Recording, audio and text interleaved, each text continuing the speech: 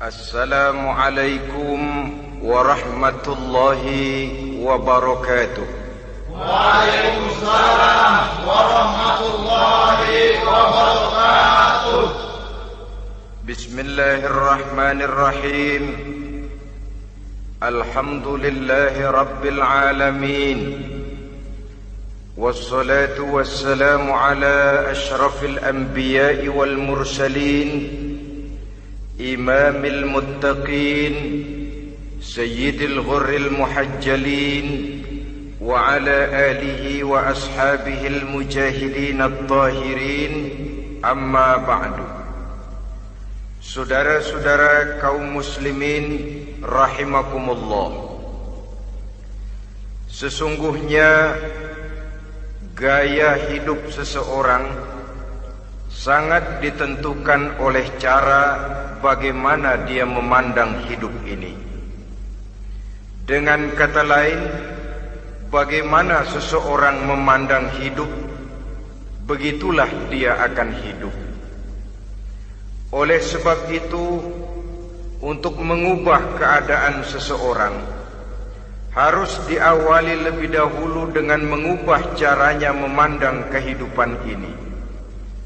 Itulah sebabnya dalam surah Ar-Ra'd ayat 11 Allah Subhanahu wa ta'ala menjelaskan, Innallaha la yughayyiru ma biqaumin hatta yughayyiru ma bi anfusihim. Allah Subhanahu wa ta'ala tidak akan mengubah nasib dan keadaan satu kaum sampai kaum itu berusaha mengubah apa yang ada di dalam diri mereka sendiri. Yang ada di dalam diri itu tentu tidak lain adalah rule of thinking, bahasa kerennya state of mind, kata orang Kulon, cara berpikir, cara memandang kehidupan yang akan sangat mewarnai cara orang menjalani kehidupan itu sendiri. Oleh karena itu, pada pertemuan kali ini kita akan membicarakan tentang dasar dan tujuan hidup dari seorang muslim di dalam kehidupan ini. Yang pertama, tentang dasar dan landasan hidup. Seorang muslim tak dapat lain mendasarkan kehidupannya dengan Islam. Di dalam mendasari kehidupan dengan Islam ini, Allah Subhanahu wa ta'ala menuntut, Ya ayyuhalladzina amanu dkhulu fis silmi kafah. Hai orang-orang yang beriman, masuklah kamu ke dalam Islam itu secara total, secara utuh, secara seluruhnya. Jangan separuh-separuh, jangan sepotong-sepotong.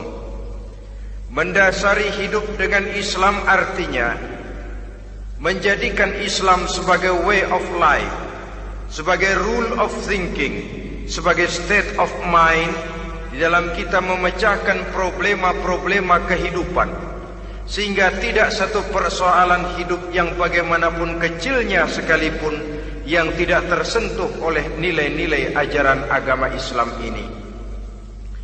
Kemudian di dalam mendasarkan hidupnya dengan Islam, ia mempunyai satu keyakinan. Pertama, Islam sebagai dasar hidupnya adalah agama yang sesuai dengan fitrah daripada manusia.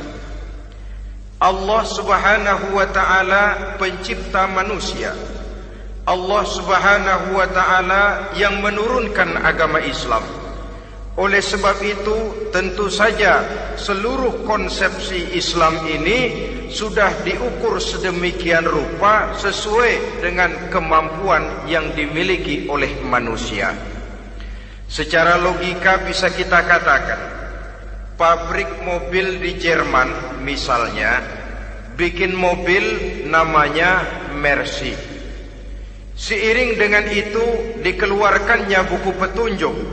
Mobil ini bernama Mercy, kecepatan maksimal sekian ratus kilometer per jam, daya angkutnya sekian ratus kilogram, kalau rusak memperbaikinya ini onderdilnya itu umpamanya. Karena pabriknya yang bikin mobil, lalu pabriknya juga yang mengeluarkan buku petunjuk, tentu buku itu sesuai benar untuk mobilnya. Dan logika mengatakan tidak bisa kita punya mobil Mercy rusak, kita perbaiki dengan menggunakan buku petunjuk yang dikeluarkan oleh pabrik mobil Fiat. Tentu saja mobil makin rusak, acak-acakan dan tidak karu-karuan. Ini artinya, jikalau manusia ingin baik, jikalau manusia ingin mencapai sesuatu yang bernama bahagia, dia harus mengikuti petunjuk yang dikeluarkan oleh yang menciptakan manusia. Dan petunjuk-petunjuk itu telah turun dalam satu konsepsi yang bernama Islam yang sesuai dengan fitrah manusia. Yang kedua, oleh karena keyakinannya bahwa Islam sesuai dengan fitrah manusia, ia pun berkeyakinan bahwa Islam adalah agama untuk seluruh manusia, universal. Walaupun ia diturunkan di tanah Arab, tetapi ia bukanlah agama hanya untuk orang Arab semata-mata. Keyakinan ini perlu ditegakkan kembali. Oleh karena akhir-akhir ini muncul pendapat-pendapat yang menganggap seolah-olah agama itu barang impor. Persilahkan saja kalau memang itu merupakan keyakinannya, tetapi menganggap agama sebagai barang impor sungguh merupakan satu kekeliruan yang sangat besar. Bahwa Arab sebagian besar memang Islam, jelas. Tetapi Islam bukannya Arab, itu pun harus kita akui. Kita bisa menjadi Muslim yang baik tanpa perlu menjadi orang Arab. Dengan kata lain, kita bisa menjadi Muslim yang baik dengan tetap menjadi warga negara Indonesia yang baik. Bahwa Al-Quran diturunkan dalam bahasa Arab oleh karena memang ia turun di tanah Arab. Buktinya apa? Walaupun Quran dalam bahasa Arab, tidak satu pun ayat Quran yang ditujukan kepada orang Arab semata-mata. Tidak ada ayat ya ayyuhal arabiyun, hai orang-orang Arab. Tidak ada. Yang ada malah ya ayyuhan nas, wahai manusia. Manusia yang mana? Yang mana saja asal merasa manusia. Kalau tidak merasa manusia, tidak usah terpanggil dengan ayat tadi.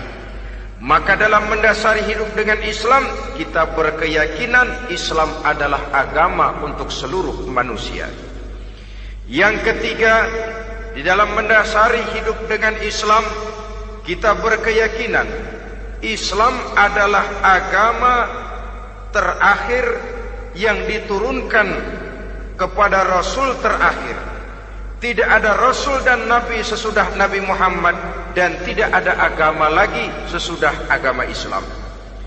Dasar-dasar keyakinan ini melembaga dalam pribadi kita, membentuk satu keyakinan yang mendasari kehidupan ini, sehingga tidak satu problema yang bagaimanapun kecilnya dalam kehidupan yang tidak tersentuh oleh nilai-nilai Islam.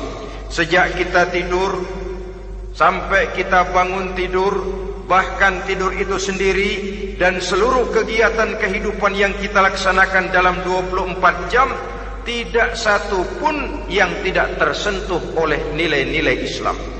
Inilah pandangan hidup Muslim. Jawaban seorang Muslim terhadap problema-problema kehidupan yang dihadapinya, yang di dalam menjawab problema itu ia Islam oriented, berorientasi kepada nilai-nilai Islam. Apa kata Islam tentang pekerjaan yang dihadapinya? Halal kata Islam, halallah dia katakan. Haram kata Islam, haram dia katakan. Islam oriented. Barometer dalam perbuatannya tidak lain daripada nilai-nilai Islam itu sendiri. Dan kemudian di dalam mendasari kehidupan dengan Islam, ia berkeyakinan Islam adalah satu-satunya agama yang benar. Bahasa kerennya, Islam is the single one, the true religion behind the God. Satu-satunya. Keyakinan ini kelihatannya subjektif, tapi memang inilah pokok daripada kehidupan beragama. Saudara-saudara kaum muslimin rahimakumullah, kalau itulah dasar daripada kehidupan kita sebagai muslim, apa yang menjadi landasannya? Kalau dasar hidup kita Islam, maka landasan hidup kita tidak lain adalah Al-Quran dan Sunnah Rasulullah Sallallahu Alaihi Wasallam.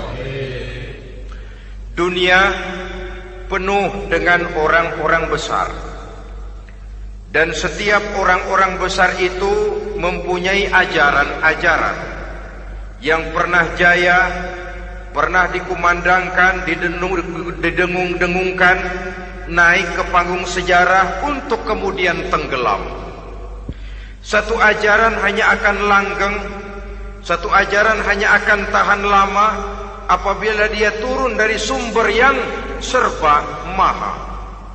Kalau dia turun dari manusia, maka sifatnya hanya musim.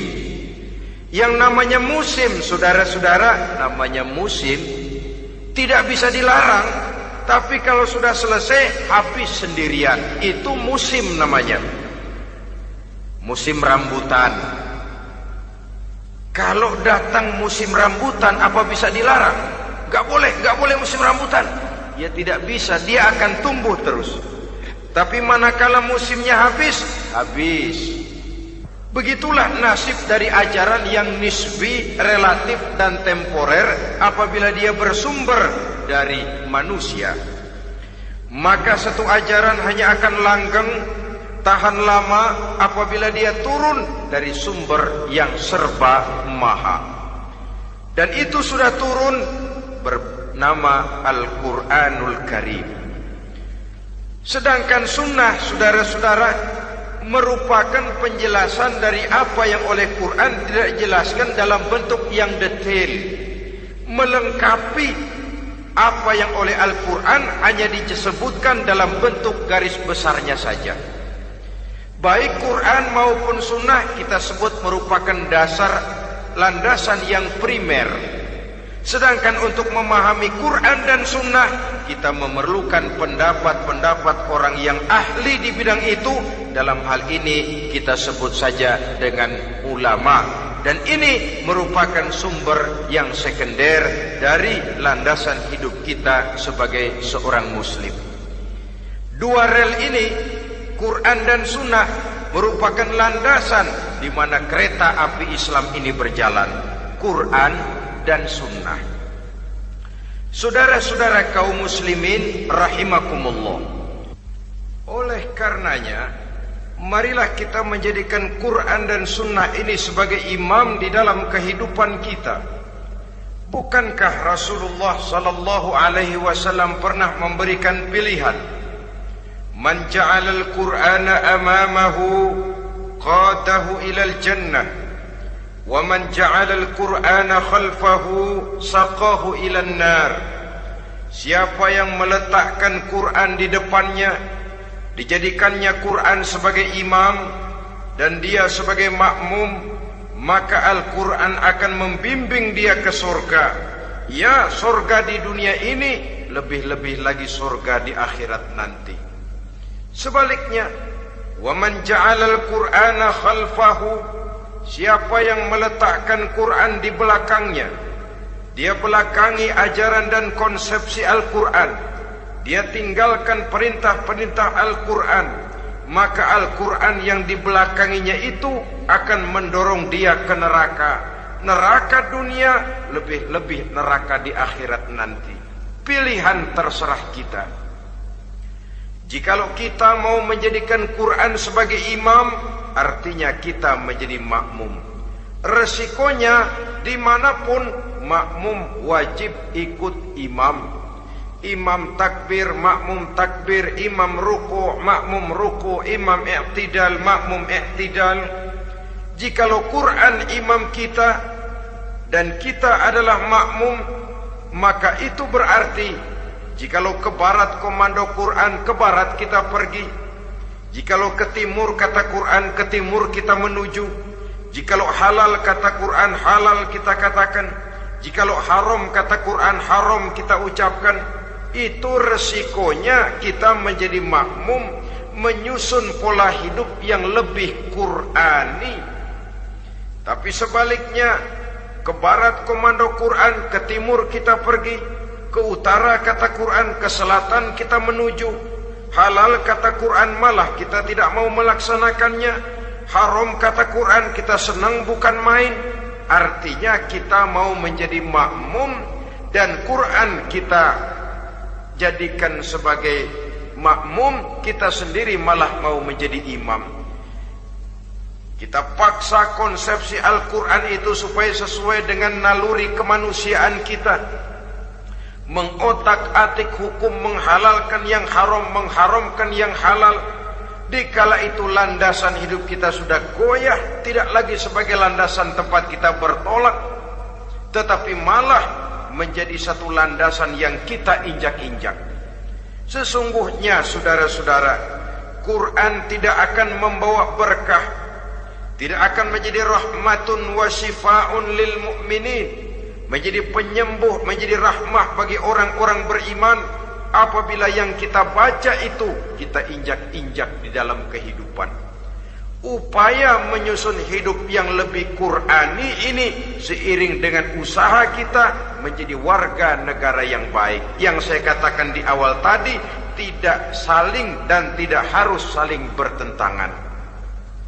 Jadi dengan demikian, dasar hidup kita sebagai muslim adalah Islam, dan landasan hidup kita tidak lain adalah Al-Quran dan sunnah Rasulullah Sallallahu Alaihi Wasallam.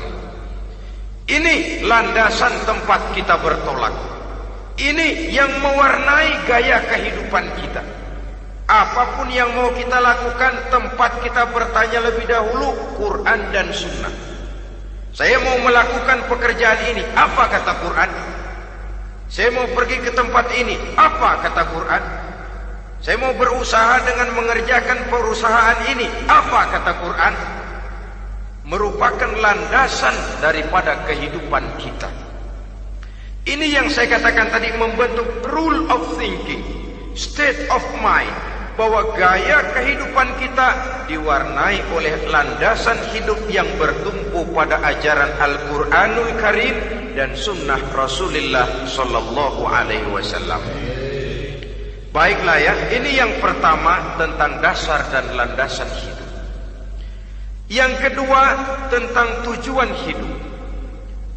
Kalau sudah ada landasan tempat kita bertolak, lalu kemana pantai yang akan kita tuju? Mau apa sih kita hidup ini?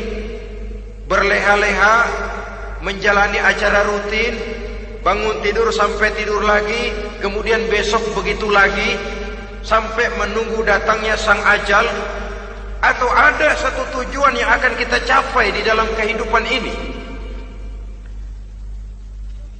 Apabila kita teliti, maka Al-Quran mengajarkan tujuan hidup setiap muslim pada dasarnya ada dua.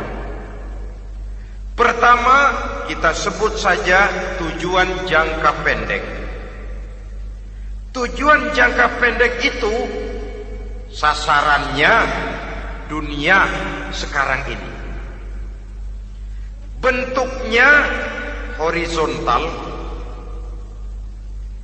Targetnya agar setiap pribadi muslim menjadi rahmatan lil alamin, rahmah bagi lingkungannya.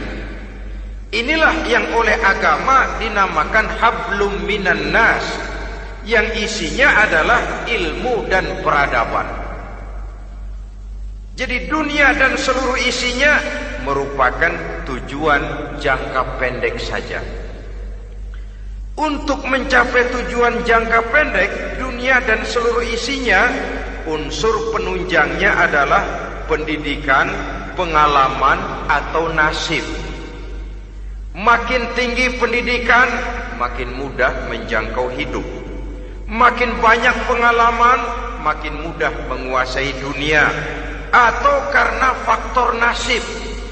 Pendidikannya tidak seberapa, pengalaman pun kadang-kadang dangkal, tapi karena nasibnya lagi hoki, kata orang sekarang, nasibnya lagi bagus, dia naik ke panggung memegang peranan. Faktor yang namanya nasib ini ada, tapi tidak bisa dijadikan sandaran. Untuk menjangkau dunia dan seluruh isinya, unsur penunjangnya pertama pendidikan, yang kedua pengalaman, yang ketiga faktor nasib. Oleh karena itu, apabila kita ingin mudah mencapai dunia, yang pertama harus kita laksanakan bagaimana menempuh satu pendidikan.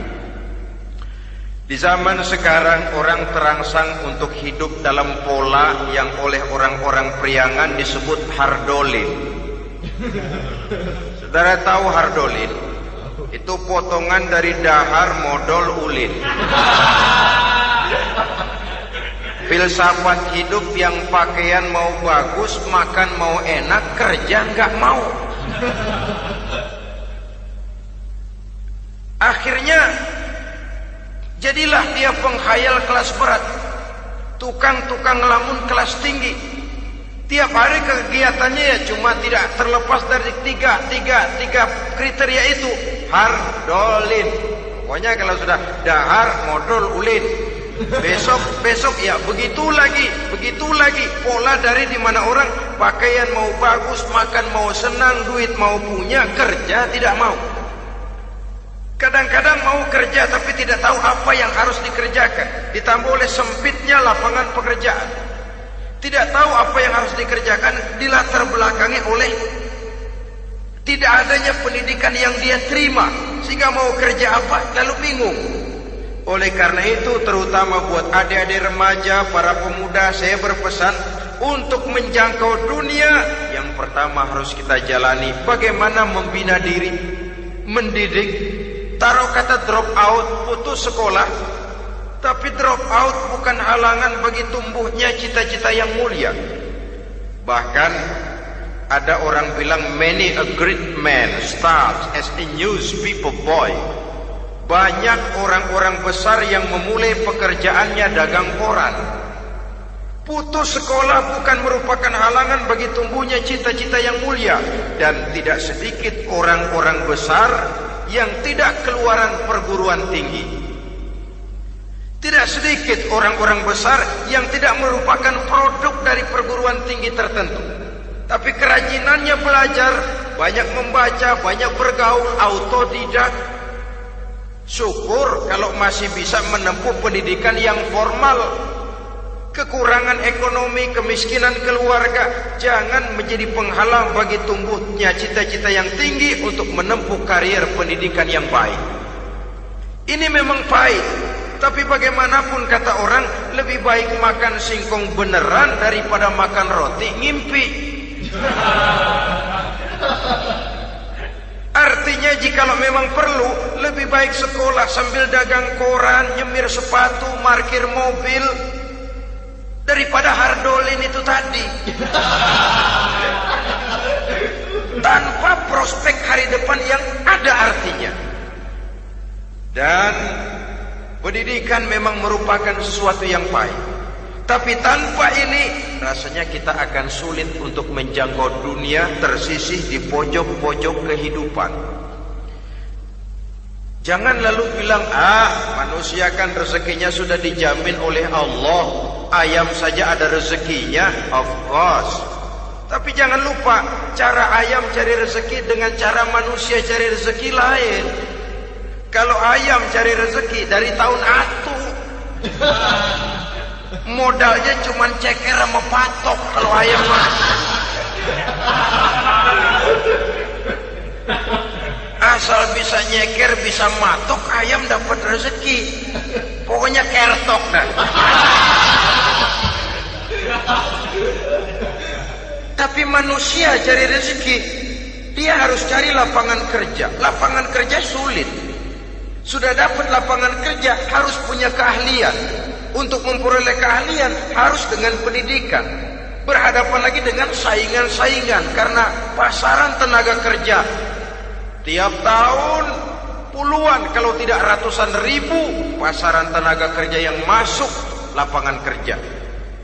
Ini kenyataan. Semakin ke depan oleh tingginya tensi ekonomi, oleh persaingan hidup yang makin tajam, oleh makin menggejalanya pola pikir industrialis yang membuat manusia individu, nilai-nilai semacam ini akan terasa makin berat. Oleh karenanya, tanpa pendidikan sulit untuk menjangkau dunia. Yang kedua, pengalaman, tenaga expert.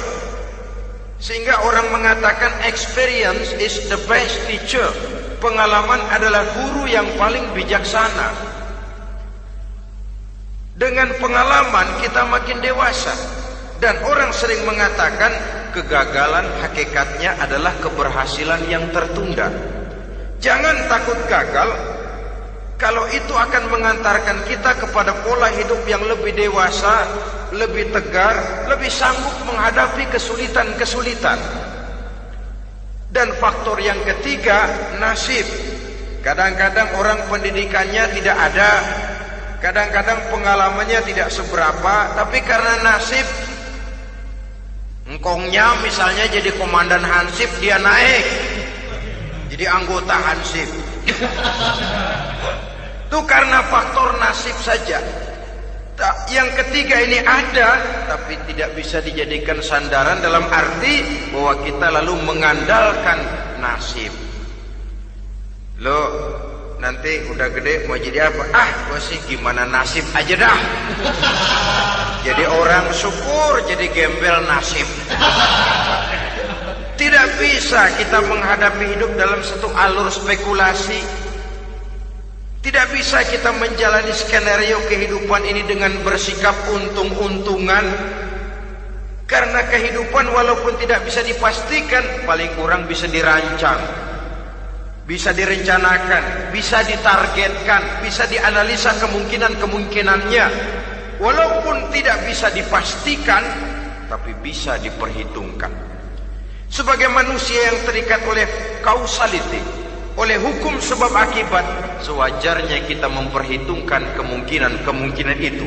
Kira-kira 5, 10, 15 tahun yang akan datang, sejauh mana kesulitan-kesulitan dalam kehidupan ini, sejauh mana persaingan dalam hidup, sejauh mana tenaga kerja dibutuhkan, sejauh mana keahlian dan skill menunjang ke arah itu. Kalau tidak, kita akan tersisih di sudut-sudut kehidupan untuk lebih banyak jadi penonton daripada menjadi pemain.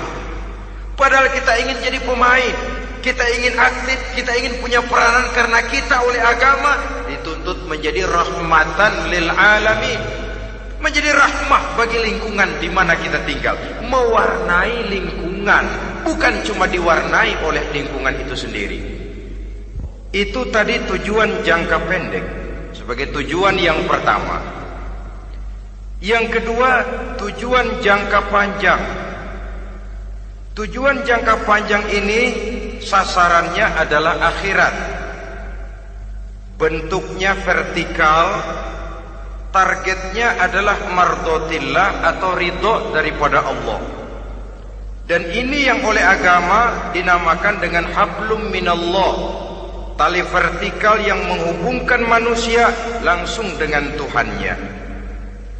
Untuk mencapai tujuan jangka panjang akhirat ini, unsur penunjangnya adalah prestasi ibadah.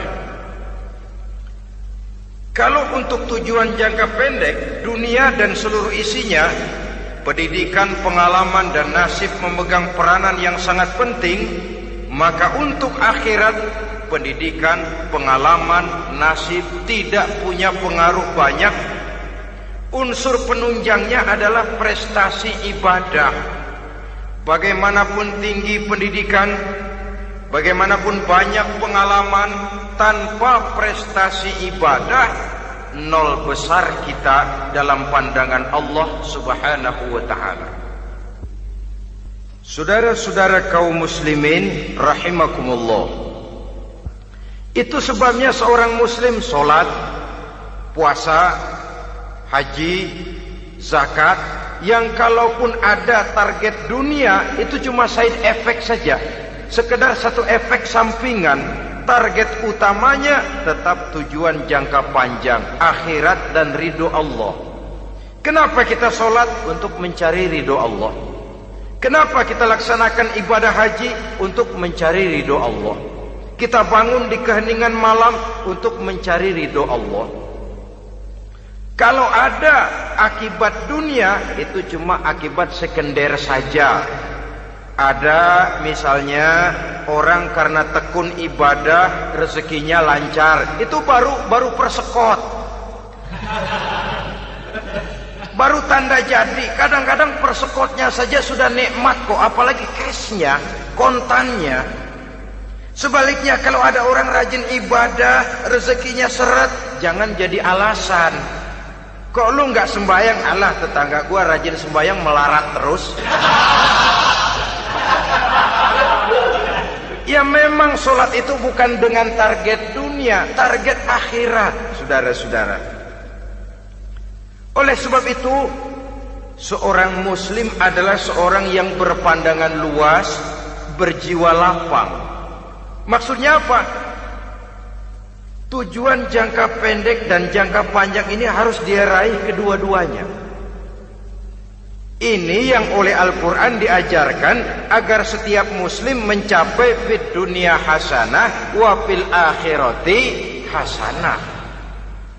Kebaikan di dunia, kebaikan di akhirat, itu arti hasanah.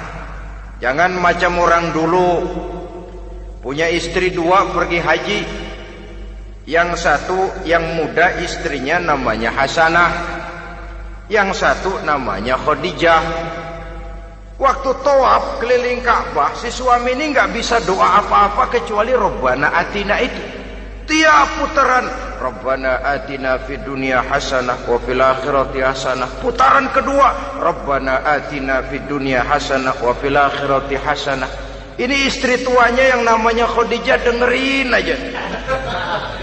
Akhirnya di satu saat dia colek suaminya, "Bang, mentang-mentang Hasanah bini muda disebutin melulu, saya dong disebutin dalam doa." "Iya deh, ntar putaran selanjutnya." Suaminya blow on juga. Putaran kedua dia baca Rabbana Atina fid dunya hasanah wa fil akhirati Khadijah. Saudara-saudara, itu makna refleksi daripada doa tadi itu, doa sapu jagat. Kita ingin fid dunya hasanah wa fil akhirati hasanah. Tujuan jangka pendek dunia tercapai, tujuan jangka panjang akhirat dan ridho Allah juga tergapai. Oleh sebab itu Al-Quran menjelaskan, wabtaghi fima atakallahu ad-daral akhirah wa la tansa nasibaka minad dunya. Dengan karunia yang diberikan Allah kepadamu, carilah bahagia akhirat. Wala tansa nasibaka minad dunya, tetapi jangan lupakan bagianmu dalam kehidupan di dunia ini. Cari akhirat, utamakan akhirat dengan tidak usah melupakan jatahmu di dunia. Kenapa saya katakan seorang muslim berjiwa besar? Sebab andai kata dia gagal mencapai tujuan jangka pendek, andai kata dia gagal di dunia, dan dia oleh Islam diajarkan jangan sampai gagal, tapi andai kata dia gagal, dia masih punya tujuan jangka panjang, akhirat dan ridho Allah. Dia masih bisa menghibur diri, biarlah di dunia kita sederhana, bahkan biarlah susah di dunia, asal di akhirat kita bahagia.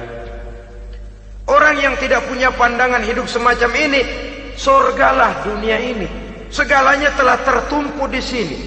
Bila umurnya selesai, ajalnya datang, selesai sudah, surganya sampai di situ, dan dia tidak punya pengharapan lain di belakang itu. Maka seluruhnya bertumpu pada kehidupan di dunia, padahal dunia seperti air laut, makin diminum makin haus, makin kering tenggorokan. Dunia yang diperturutkan menyeret manusia ke dalam lingkaran setan, terjebak dalam sifat yang namanya tamak bin rakus alias serakah.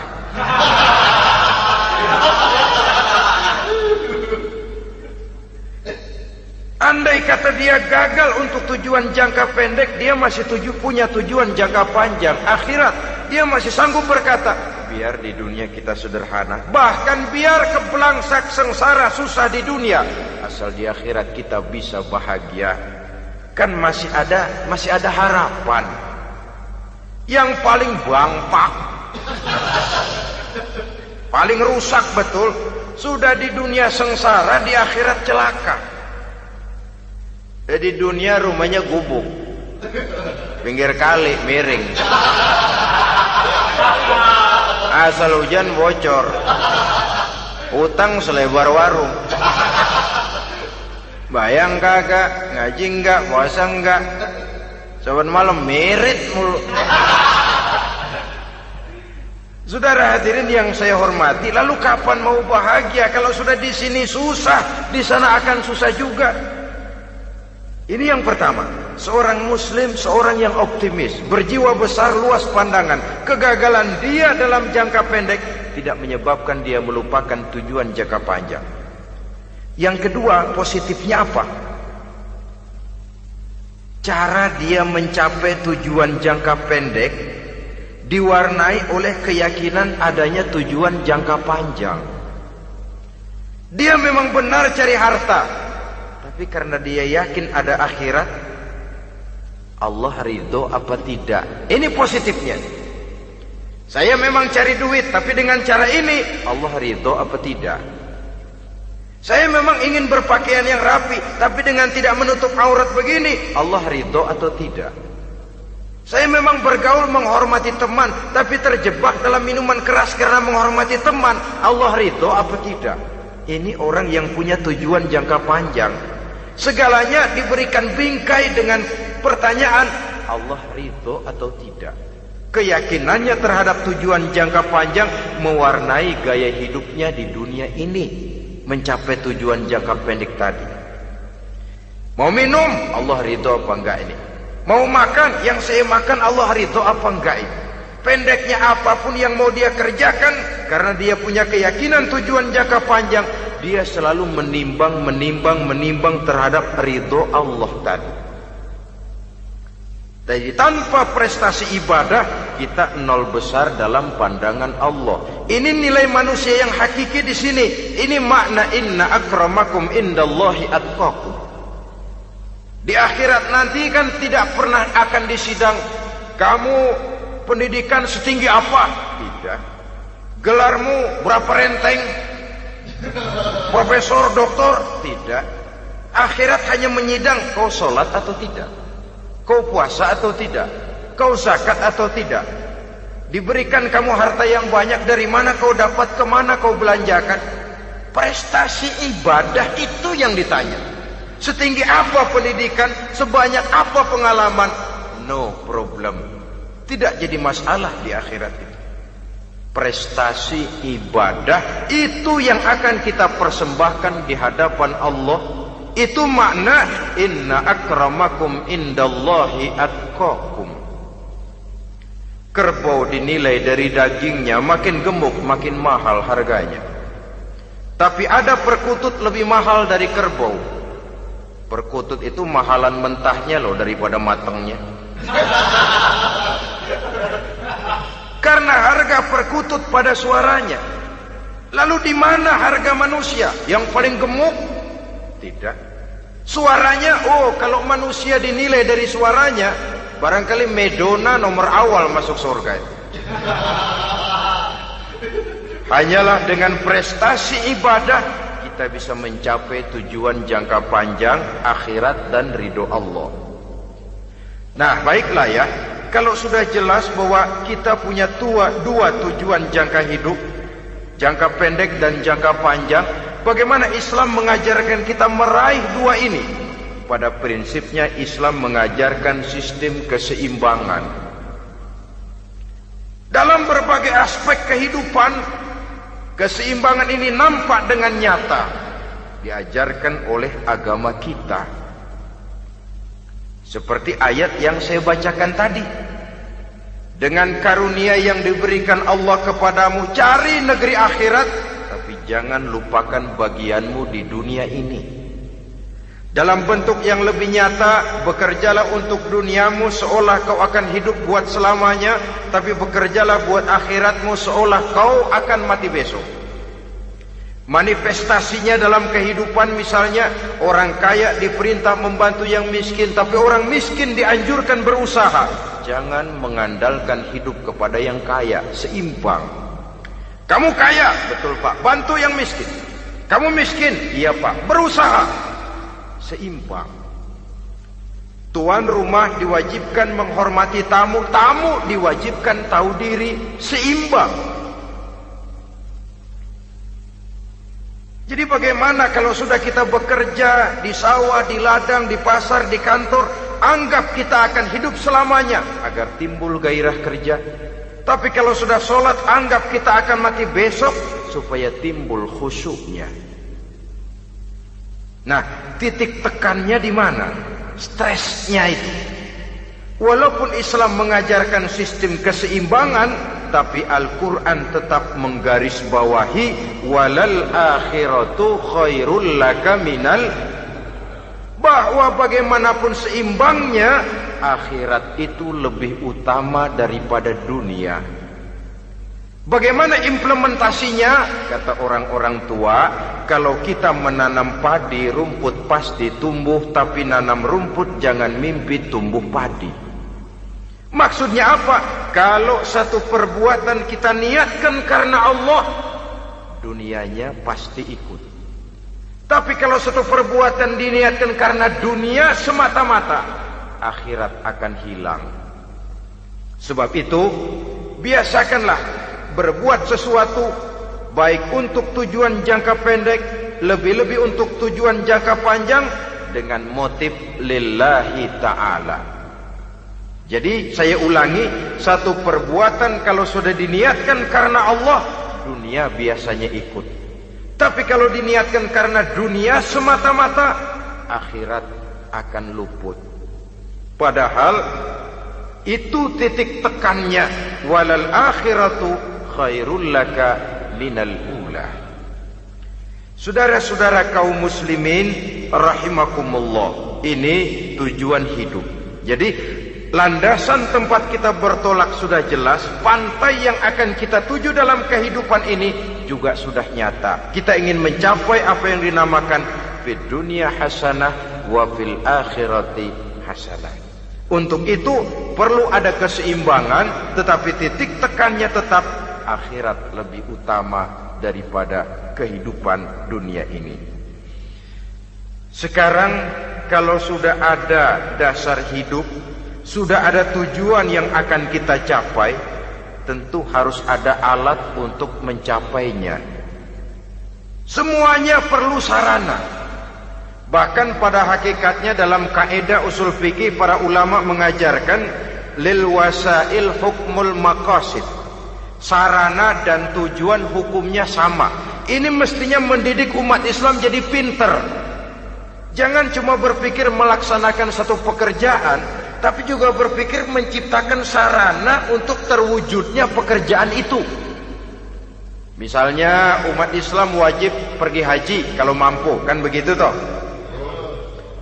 Kalau dia umat Islam Indonesia, tentu pergi hajinya ke Mekah. Mekah, Jeddah, Mekah, Indonesia, perlu sarana angkutan untuk sampai ke sana. Kapal laut, kapal udara.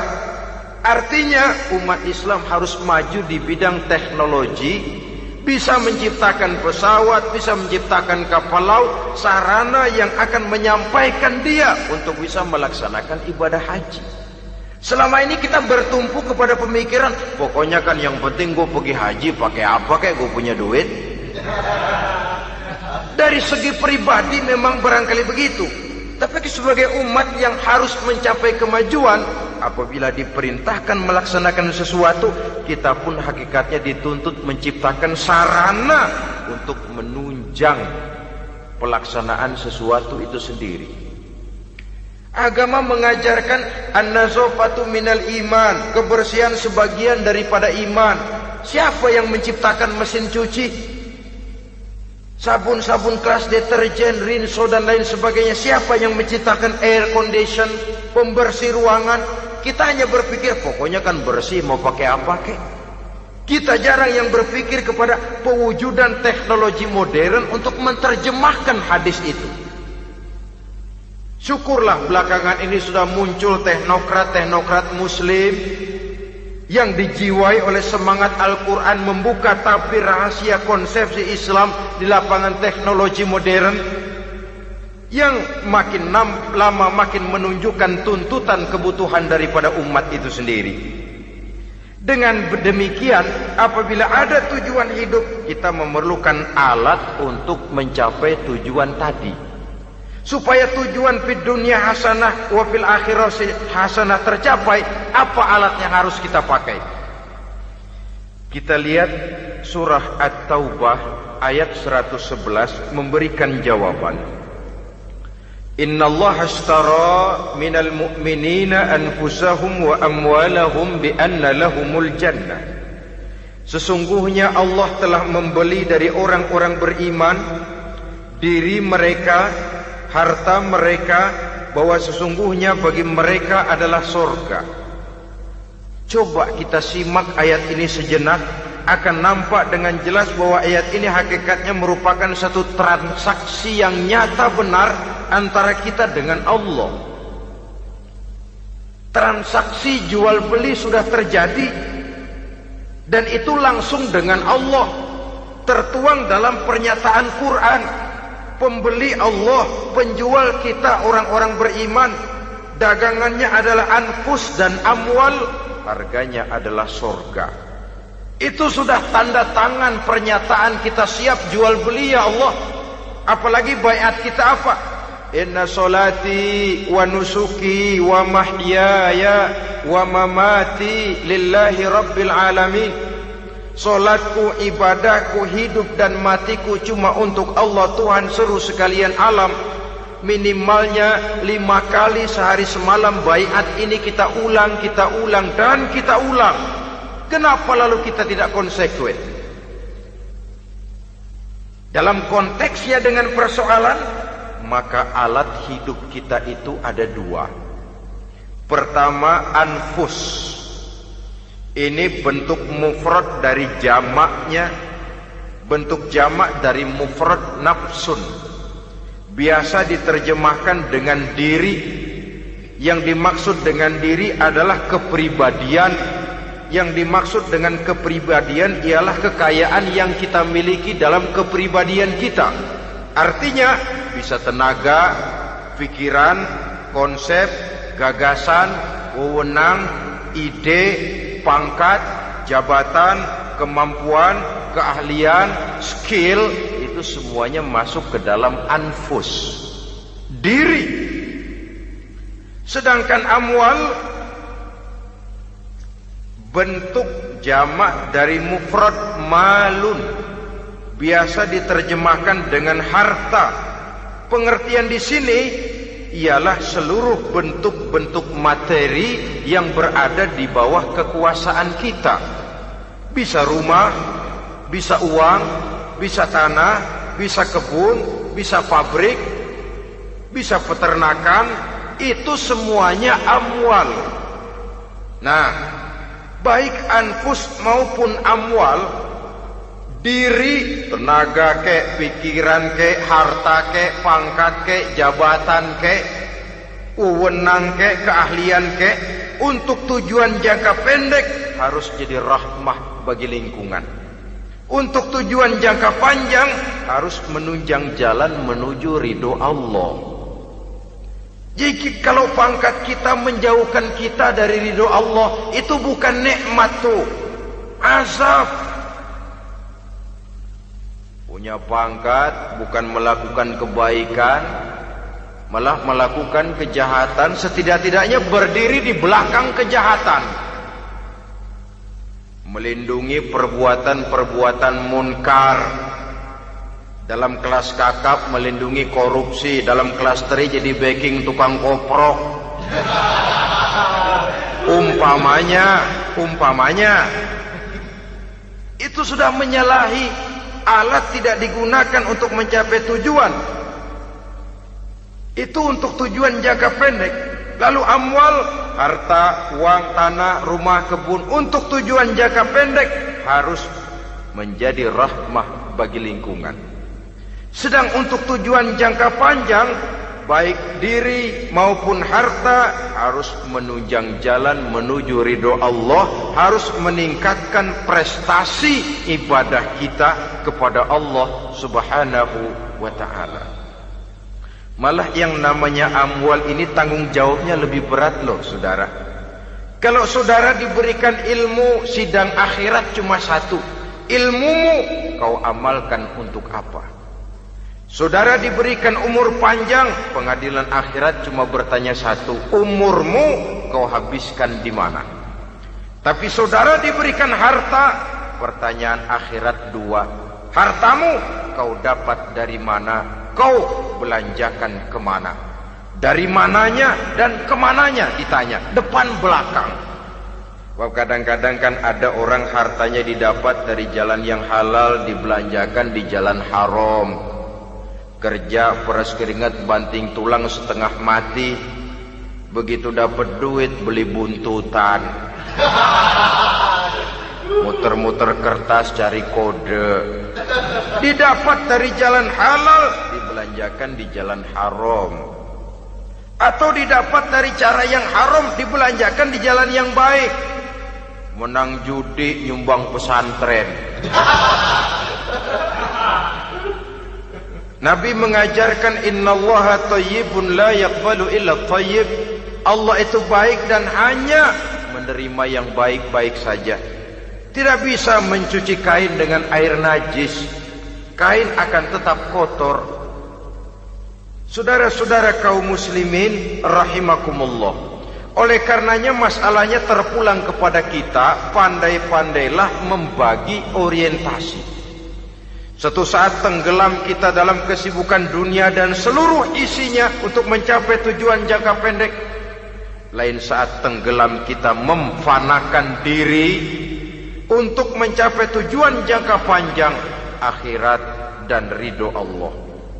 Karena kehidupan ini bukan berjalan tanpa batas. Umur ini bukan satu karunia tanpa pertanggungan jawab. Satu saat setuju atau tidak, rela atau terpaksa, kita akan sampai kepada garis finish daripada perjalanan kehidupan dunia ini, yang memang merupakan satu perjalanan panjang, a walking tall. Kata orang Kulon, a walking tall, satu jalan yang demikian jauhnya. Entoh kita akan sampai ke garis finish. Bila datang ajal, senja kehidupan datang, malam menyelimuti. Datangnya tidak pernah kita sangka, tapi sekali dia datang, tidak satu kekuatan yang bisa menolak. Kehadirannya tidak pernah kita harapkan, tapi satu kali dia datang bertamu, pasti terjadi. Dan itu pasti akan kita temui. Alangkah malangnya pada saat kembali itu datang, kita tidak punya prestasi ibadah. Lalu apa artinya prestasi dunia? Apa artinya tujuan jangka pendek kalau kita harus kehilangan tujuan jangka panjang? Rumah kita yang besar, pangkat kita yang tinggi, harta kita yang banyak, bisakah menolong kita untuk kalau sudah kumpul di padang mahsyar nanti? Malaikat, jangan gebugin saya, rumah saya harga 2 miliar.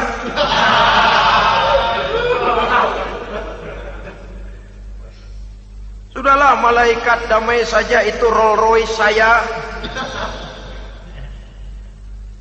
Pakai saja malaikat, pakai. Kata malaikat, gue budak, gue gak butuh gituan. Hanya prestasi ibadah yang bisa menyelamatkan kita pada kondisi semacam itu. Jadi oleh karena itu saudara-saudara, biar di dunia ini rumah kita besar, mobil bagus, uang banyak, pabrik ada, usaha lancar, asal di akhirat masuk surga aja. Gak apa-apa. Daripada di dunia sengsara, di akhirat neraka, senangnya kapan?